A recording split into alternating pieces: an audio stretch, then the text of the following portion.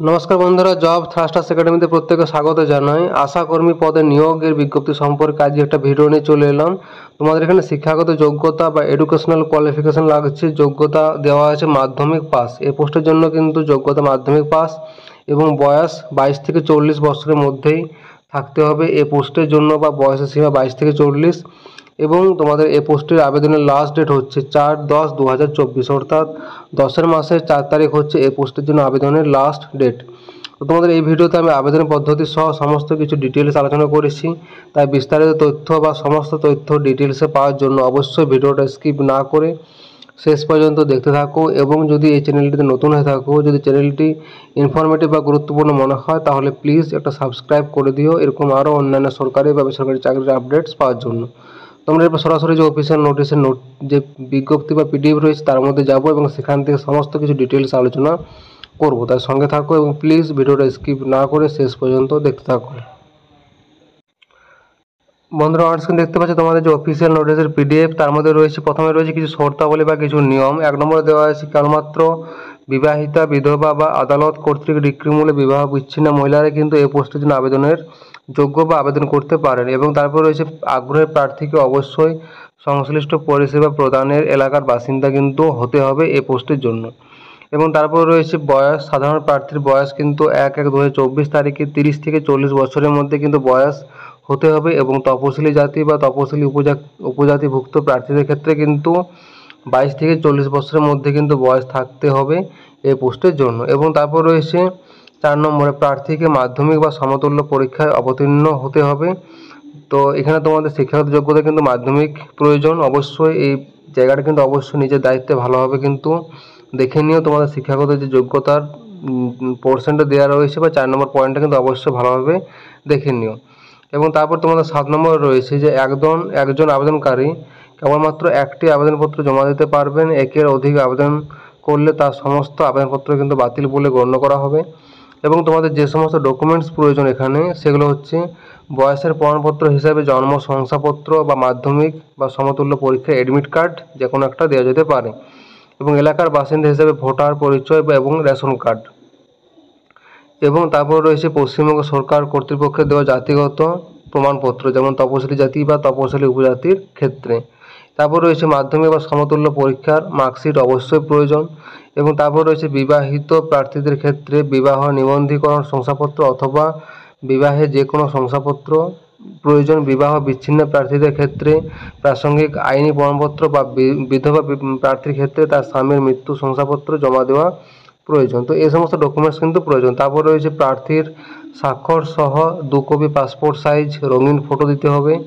1 copy আবেদনপত্রের নির্দিষ্ট জায়গায় আটকে দিতে হবে। এবং 5 টাকা ডাক টিকিট সহ নিজের নাম ঠিকানা কিন্তু লেখা একটি খাম প্রয়োজন। এবং সাম্প্রতিক ভোটার তালিকায় বর্তমান অংশ নম্বর ক্রমিক নম্বরের প্রত্যায়িত একটা নকল কিন্তু প্রয়োজন এই পোস্টের জন্য। এবং শংসাপত্রগুলির মধ্যে যে কোনো একটি আবেদনপত্রের সঙ্গে যুক্ত না থাকলে আবেদনপত্র কিন্তু বাতিল করা হবে। তো এই সমস্ত ডকুমেন্টস কিন্তু তোমাদের অবশ্যই প্রয়োজন এখানে বা এই পোস্টের জন্য।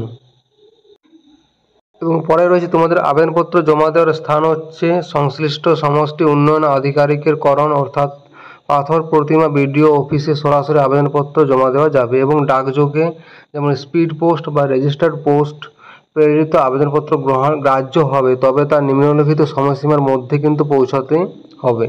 আবেদনপত্র জমা দেওয়ার তারিখ হচ্ছে 5/9/2024 থেকে 4/10/2024 তারিখ পর্যন্ত সকাল 11টা থেকে বিকেল 4টা অবধি, রবিবার ও অন্যান্য সরকারি ছুটির দিন ছাড়া কিন্তু আবেদনপত্র জমা দেওয়া যাবে। এবং আবেদনপত্রের সাথে জমা দেওয়া নথিগুলির মধ্যে কোনো রকম ভুল অসঙ্গতি চিহ্নিত হলে আবেদনপত্রটি নির্বাচন প্রক্রিয়ার যে কোনো পর্যায়ে বাতিল হয়ে যাবে। অর্থাৎ অবশ্যই কিন্তু ভালোভাবে সঠিকভাবে কিন্তু পূরণ করতে হবে।